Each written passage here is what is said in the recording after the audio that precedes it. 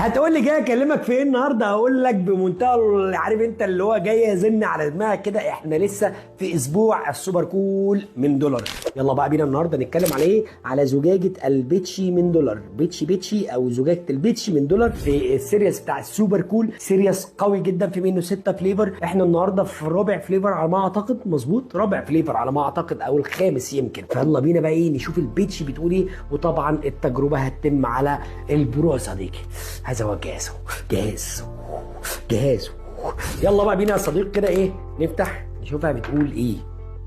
ريحه الخوخ على الرمان، لان دي عباره عن خوخ يا صديقي ومعاها رمان اللي هو بتضحرج واجري يا رمان وتعالى على حجري يا رمان، انا حجري حنين يا رمان. قصه طويله مش هطول عليك. يلا بقى بينا نعمل الحركه المجنونه جدا، وارجو من جميع المشاهدين ان ما يعملوش الحاجات الخطره دي في البيت ولا يجربوها حتى في الشارع. يا حبيبي يا عامل ملح في عيني يا بابا. ساعة فشخ. تعالى بقى بينا يا صديقي نحط هذا الكارتش نملاه بس كده كفايه، عشان كده مليته لاخره.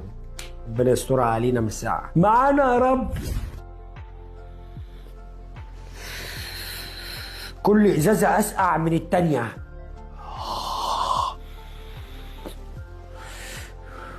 واو.